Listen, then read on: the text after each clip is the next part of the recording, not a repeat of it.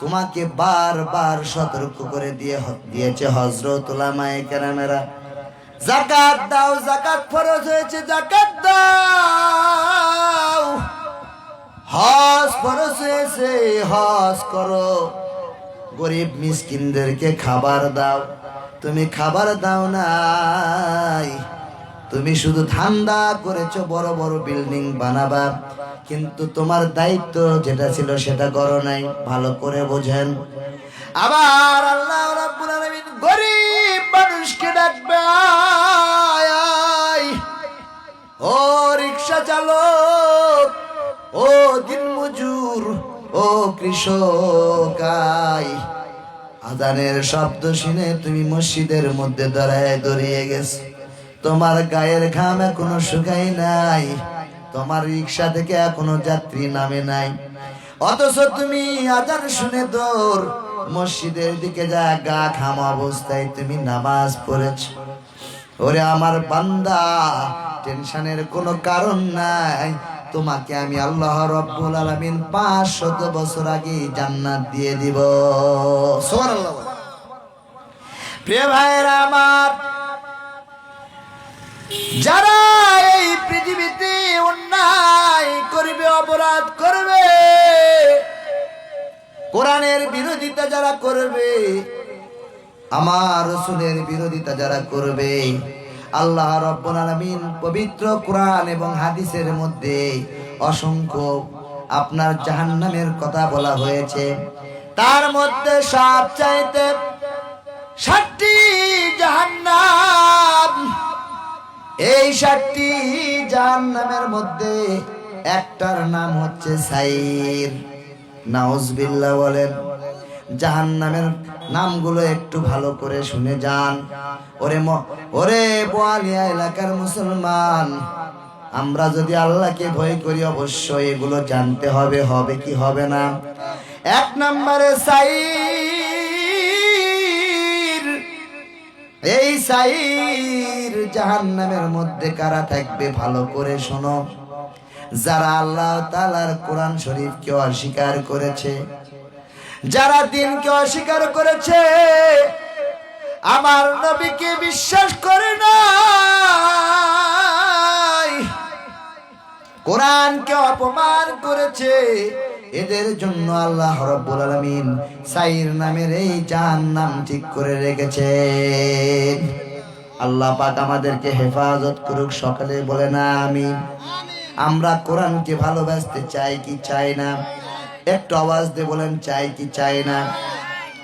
ওরে আমার পরে এলাকার মুসলমানের দল, 2য় নম্বর হচ্ছে লাজা। 2য় নম্বর কি? লাজা। 2য় নম্বর লাজা। এই লাজা নামের জাহান্নামের মধ্যে কারা থাকবে জানেননি? এই জাহান্নামের মধ্যে থাকবে যাকাত যারা দিবে না। ওই যে কিছুক্ষণ আগেই বললাম, যাকাত যারা দিবে না তাদের জন্য আল্লাহ রাব্বুল আলামিন লাজা নামের জাহান্নাম বানিয়ে রেখেছে। কোথায় পালাবা? পালাবার রাস্তাটা কোথায়? আল্লাহ পাক আমাদেরকে হেফাজত করুক। সকলে বলেন আমিন। আবার 3 নম্বরে সাকাত। ভালো করে বুঝেন রে মুমিন। 3 নম্বরে সাকার। এই সাকার নামের জাহান্নামের মধ্যে অগ্নি পূজক গুণদেরকে রাখা হবে। যারা আগুনের পূজা করত, যারা আগুনের পূজা করেছে এই জমিনের মধ্যে, কারণ আমার আল্লাহ এক, লা ইলাহা ইল্লাল্লাহু মুহাম্মাদুর রাসূলুল্লাহ। আমার আল্লাহ এক, অদ্বিতীয়। আমার আল্লাহকে রেখে তোমরা কেন আগুনের পূজা করো? ও আগুন পূজা করেনিওয়ালা, ভালো করে শুনে নাও, আল্লাহ রাব্বুল আলামিন তোমাদের জন্য রেখেছে সাকার। আর একটা নাম হলো, 4র্থ নম্বরের নাম হলো জাহিম। খারাপ লাগতেছে? আমি কি বলবো? ইনশাআল্লাহ আল্লাহ পাক আমাকে তৌফিক দান করেন বিমাশিয়াতিল্লাহি তাআলা। কেন বুঝতে হবে রে মুমিন। 4 নম্বর হলো জাহিম। এই জাহিম নামের জাহান্নামের মধ্যে কারা থাকবে? জঘন্য কাম যারা করে, খারাপ কাজ, কবিরা গুনাহ যারা করে, জেনা যারা করলো, যারা খারাপ কাজগুলো করলো, এদের জন্য আল্লাহ রাব্বুল আলামিন জাহিম নামের জাহান্নাম রেখেছেন। আর একটা হলো এই যে আপনারা সকলে শোনেন জাহান্নাম, শোনেন না? বক্তাদের কণ্ঠে শোনেন না? খতিবদের কণ্ঠে শোনেন না? হুজুরদের কণ্ঠে শোনেন তো আপনারা? জাহান্নাম, এই জাহান্নাম 5 নম্বরের মুমিন কারা থাকবে জানো? যারা কবিরা গুনাহ করলো কিন্তু আল্লাহর কাছে তওবা করলো না, এরা জাহান্নাম নামের এই জাহান্নামের দোজখের মধ্যে থাকবে। 6 নম্বরে হাবিবিয়া। হাবিবিয়া, এই জাহান্নামের মধ্যে কারা থাকবে জানেন? মুনাফিক যারা আছে তারা থাকবে। মুনাফিক কিন্তু হিন্দুর মধ্যে নাই, খ্রিস্টানের মধ্যে নাই, বৌদ্ধর মধ্যে নাই। এক্সাম্পল দিতে গিয়ে আপনাদেরকে বুঝায় বলি, মুনাফিক ওদেরকেই বলা হয় মুসলমানের ঘরের মধ্যে জন্ম নিছে, আপনার কাছে একটা বলতেছে, আবার দূরে যে ওর কাছে একটা বলতেছে।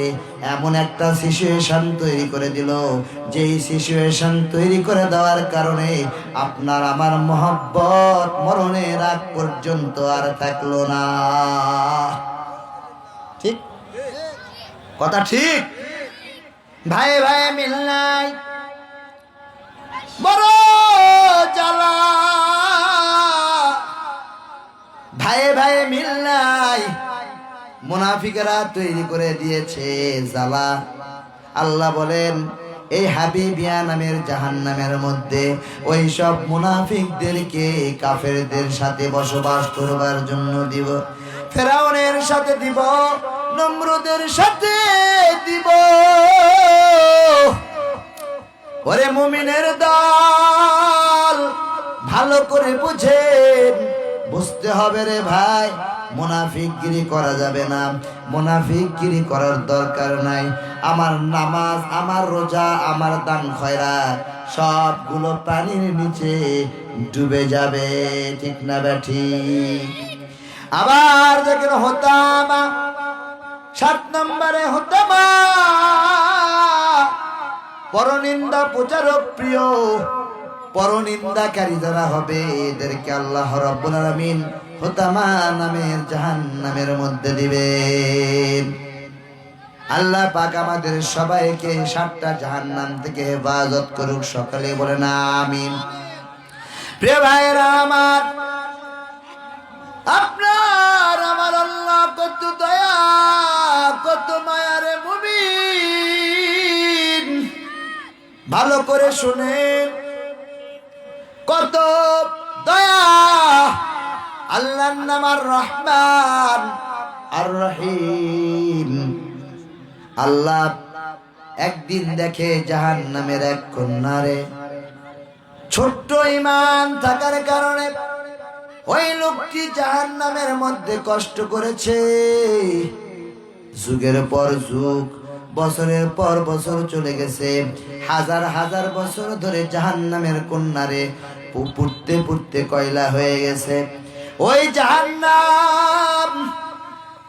ওই জাহান্নামের কন্যারে জিকির করতেছে ওই জাহান্নামী, সুবহানাল্লাহ ওয়ালহামদুলিল্লাহ লা ইলাহা ইল্লাল্লাহ। বলেন সুবহানাল্লাহ ওয়ালহামদুলিল্লাহ লা ইলাহা ইল্লাল্লাহ লা ইলাহা ইল্লাল্লাহু মুহাম্মাদুর রাসূলুল্লাহ সাল্লাল্লাহু আলাইহি ওয়াসাল্লাম। ওরে বোয়ালিয়া এলাকার মুসলমান, ওই জাহান্নামের কুন্ডারের মধ্যে আওয়াজ, আল্লাহর দরিয়ার মধ্যে জুস লেগে যাবে। আল্লাহ বলবে ওরে জিব্রাইল যাও, তাড়াতাড়ি যাও, খবর নাও, জাহান্নামের দায়িত্বরত ফেরেশতাদেরকে বলো ওই জাহান্নামের কন্যারের মধ্যে আমার এক বান্দা আছে, আমার নামে কে যেন জিকির করতেছে। খবর নাও, জিবরাইল এসে হাজির হয়ে যাবে। জাহান্নামী ফেরেশতাদেরকে বলবে, ও দায়িত্বরত ফেরেশতার দল, দেখো তো জাহান্নামের কন্যারের মধ্যে আমার এক বান্দা আছে, আমার নামে জিকির করে, আল্লাহর নামে জিকির করে, ওই বান্দাটারে তুমি নিয়ে আস। জাহান্নামী ফেরেশতারা খুঁজতে খুঁজতে জাহান্নামের এক কন্যারে পেয়ে যায়। জাহান্নামের মধ্যে পুড়তে পুড়তে কয়লা। ওরে বোয়ালিয়া এলাকার মুসলমান, বিশ্বাস হয় না, মরণ হলে বুঝতে পারবা, সময় অল্প, তারপরেও আপনাদেরকে একটু শোনাই। বদকার যারা আছে, খারাপ লোক, আপনারা আপনাদের বাড়িতে গেলে ভালো করে আশেপাশে দেখবেন যারা খারাপ মানুষ থাকে, এদের জীবনটা কবজ হতে অনেক সময় লাগে। হাত পা খালি দুঃখ দুঃখ করবে, আর চোখগুলো বড় বড় করবে। কথা বুঝতেছেন?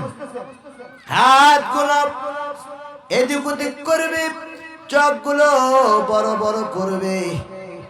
ওই বেঈমান বলে, আজরাইলকে বলে, তুমি ফিরে যাও, আমি মানুষদের কাছে মিথ্যা কথা বলে বলে অনেক টাকা করেছি, বড় বাড়ি করলাম, গাড়ি করলাম, আমি এগুলো ছেড়ে যেতে চাই না। এইভাবে বলে আর হাতটা এরকম ভাবে বাড়ি মারে, পা বাড়ি মারে। বদকার যারা মানুষ থাকে, এদের জীবনটা কবজ করতে খুব কঠিন হয়। আজরাইল বলে, বেটা সব বড় করে লাভ নাই, হাত পা ছুড়াও কোনো লাভ হবে না। কারণ হলো কি, আল্লাহ রাব্বুল আলামিন আমাকে যে লোহার রড দিয়েছে, এই লোহার রড দিয়ে তোর আত্মারে বেড়াবো, বেশি দেরি বেরি করিস না। আজরাইল কি কাউকে ছাড়বে নাকি রে ভাই? কাউকে ছাড়বে না। আজরাইল মারে, আত্মা বাইর হয়ে চলে আসে। ও পর্দার আড়ালের মা, বাহাদুরি করে কি করবা? বাহাদুরি করে কোনো লাভ নাই। কারণ হলো একটাই, যারা কোরআন পড়ে তাদের কথাও আপনাদেরকে শোনাবো। দেখেন, ভালো করে খেয়াল করেন, গভীর মনোযোগ দেন। ও বোয়ালিয়া এলাকার মুসলমানের দল, ভালো করে খেয়াল করেন। ওই যে বদকারের জীবন কিন্তু এইভাবে চলে গেল, ভালো করে বোঝেন। আর যারা কোরআন তেলাওয়াত করে, সন্তানকে কোরআন শিখায়, আপনি ডাক্তার বানান, ইঞ্জিনিয়ার বানান, প্রকৌশলী বানান, যা খুশি বানান, বাধা নাই, কিন্তু আপনার সন্তানের অন্তরের মধ্যে কোরআন ঢুকাতে হবে। ঠিক না ঠিক? প্রিয় ভাইরা আমার, কোরআন পড়নেওয়ালা মা, কোরআন পড়নেওয়ালা বাবা, এরা যখন কবরের মধ্যে যায়, সব মানুষেরা কবর দিয়ে দিল, দাফন দিয়ে দিল। মিনহা খলাকনাকুম ওয়া ফিহা নুঈদুকুম ওয়া মিনহা নুখরিজুকুম তারাতান উখরা। মাটি দিয়ে চলে আসে দুইজন ফেরেশতা হাজির। ওরা বলে, মান রব্বুকা, বল তোমার রব কে? কোরআন ধমক দিয়ে বলে, এই বেটা, তোমাদের বাড়ি কোথায়? তোমরা কোথায় থেকে এসেছো? কোরআন ধমক দিয়ে বলল, সুবহানাল্লাহ বলবেন না? তোমাদের বাড়ি কোথায়? মুনকার নাকির জবাব দিবে, আমাদের বাড়ি হচ্ছে আরশে আজিমে আল্লাহর, সে আসমানে আমাদের বাড়ি। আমাকে ডিস্টার্ব করো না, আমাকে হুকুম করতে হবে, হুকুম করার পরে হুকুম করতে হবে। আমাদের প্রশ্নের জবাব নিয়ে যেতে হবে। কোরআন বলে থাম, আমার এই বান্দা ঘুমাই, খবরদার একটা প্রশ্ন করবি না, ফিরে যা। বলে মুনকার নাকির ডাক দে, বলে কি হয়েছে, তুমি কে ভাই, একটু পরিচয় দাও। মুনকার নাকির এক প্রশ্ন করার সাথে সাথে আল্লাহ রাব্বুল আলামিনের কোরআন জবাব দিবে, ওরে ফেরেশতার দল, তোমরা আল্লাহর গোলাম, আমি যেই কোরআন এখানে বসে আছি, আমি আল্লাহ তাআলার জবাব। আল্লাহর জবানের সাথে পারবে? পারবে? ক্ষমতা আছে? তাহলে কোরআন পড়নিওয়ালা যারা যারা কোরআন পড়ে তারা কি বেঁচে গেল কবরের মধ্যে? ফেরেশতারা অসহায় হয়ে পড়বে, আল্লাহর কাছে যে বলবে, আল্লাহ ওই কবরে আমি গিয়েছিলাম প্রশ্ন করবার জন্য, প্রশ্নের জবাব নিতে দেয় নাই। একটা কোরআন আছে, কোরআন আমাদেরকে বাধা দিল। আল্লাহ ফেরেশতাদেরকে বললে কি বলেছে? সে বলেছে বান্দাকে ঘুমাইতে দাও। এই ফজরের সময় আমারে তেলাওয়াত করতো, মাগরিবের সময় তেলাওয়াত করতো, এশার সময়ও তেলাওয়াত করতো, কোরআন পড়তো, আমাকে পড়তো। সুতরাং কিয়ামত পর্যন্ত ঘুমাবে, এর ঘুমের কোনো ডিস্টার্ব তোমরা করিও না। জোরে বলেন সুবহানাল্লাহ। প্রিয় ভাইরা আমার, গভীর মনোযোগ। আল্লাহ কত বড় আর রহমান, কত দয়া। আল্লাহ তাআলা ওই জাহান্নামী ফেরেশতারা চলে যাবে, যাওয়ার পরে বলবে, তুমি আল্লাহর নামে জিকির করো কেন? ওই লোকটি জবাব দিবে, ও ফেরেশতা ভাই, জাহান্নামের মধ্যে বহুদিন ধরে পড়লাম, যখন আমি আল্লাহর নামে জিকির করি আমার বেশি কষ্ট হয় না, অল্প কষ্ট হয়। জোরে বলেন সুবহানাল্লাহ। বলে কেন কান্দো? বলে আল্লাহর একটা জান্নাত, একটা জান্নাত আছে, এই জান্নাত দেখবার জন্য আমি কান্না করি। আমি তো জাহান্নামের অধিবাসী, তবে আল্লাহর নাম গাফফার একটা শব্দ শুনেছিলাম হযরত উলামায়ে কেরামদের মুখ থেকে। আজকে ওই গাফফার নামের শব্দ বড় দরকার। জাহান্নামের দায়িত্বরত ফেরেশতারা হাজির হয়ে যাবে, যে বলে যে জিব্রাইল, ওই বান্দাকে পাওয়া গেছে, কিন্তু ওই তো জান্নাত দেখতে চাই। জিব্রাইল চলে যাবে আল্লাহর কাছে। হযরত জিব্রাইল আলাইহিস সালাম যে বলবে, আল্লাহ তোমার এক বান্দাকে পাওয়া গেছে জাহান্নামের ভিতরে। আল্লাহ বলবে, ও জিব্রাইল জানো, ওই বান্দাটা হচ্ছে শেষ জান্নাতি। জোরে বলেন সুবহানাল্লাহ। আল্লাহ ডাক দিয়ে বলবে, ও জিব্রাইল যাও, কি বলে আমার ওই বান্দা? জিব্রাইল আলাইহিস সালাম আল্লাহকে বলবেন, আল্লাহ তোমার ওই বান্দা তোমার জান্নাতের গেট দেখতে চাই, নিয়ে চলে আসবে। আল্লাহ হুকুম দিকে ওকে বের করে নিয়ে আস। জাহান্নাম থেকে বাইর করা হবে। বুখারী শরীফ খুলো, দেখতে পাবেন ওই শেষ জান্নাতি জাহান্নামের গেট থেকে বাইর হওয়ার পরে একটা বড় বৃক্ষ দেখতে পাবে, গাছ। ওই গাছের ছায়ার নিচে তিনি বসে যাবেন আর সেজদায় পড়ে যায় বলবে, হায় আল্লাহ তাআলা, তুমি এত বড় জান্নাত বানাইছো, তোমার মতন দয়া বানার কেউ নাই। জোরে বলেন সুবহানাল্লাহ। ওইটা কি জান্নাত?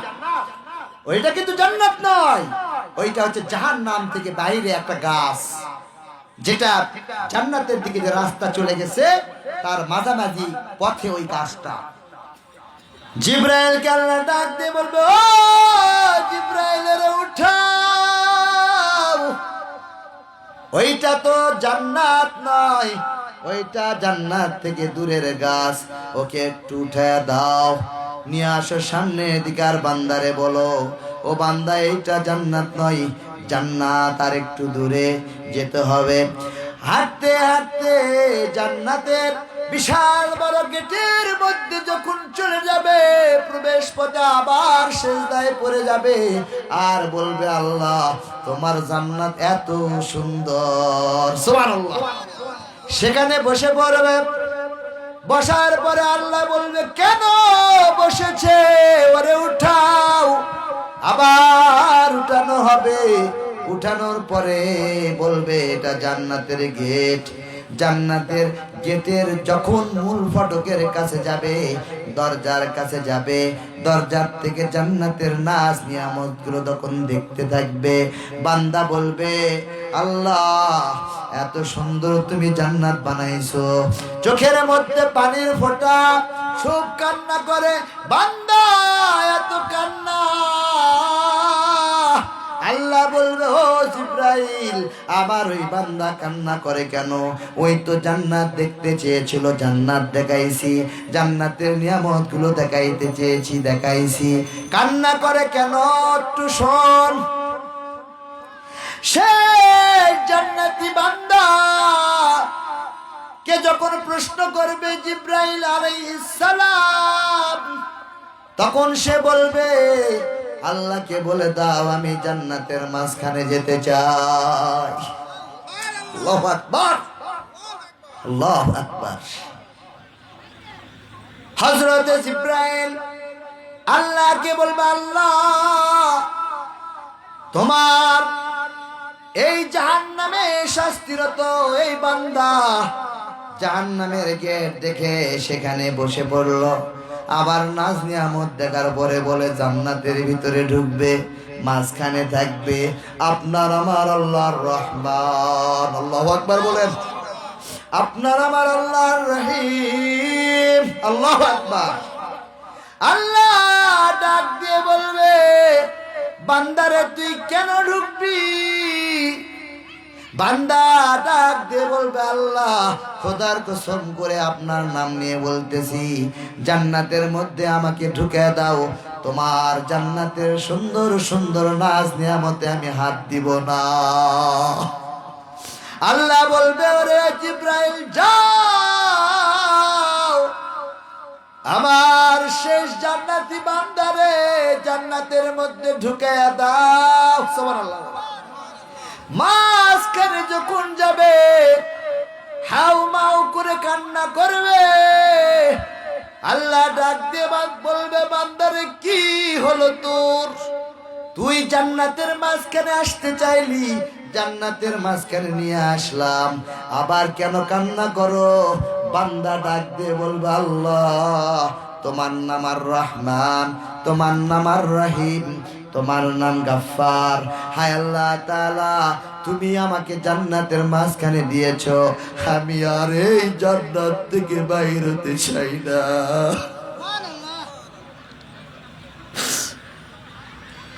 প্রিয় ভাইরা আমার, হো বোয়ালিয়া এলাকার মুসলমান, একটু ভালো করে শুনে নাও। শেষ জান্নাতের পরিবেশ যদি এমন হয়, আর আমরা যদি আমল সুন্দরভাবে করতে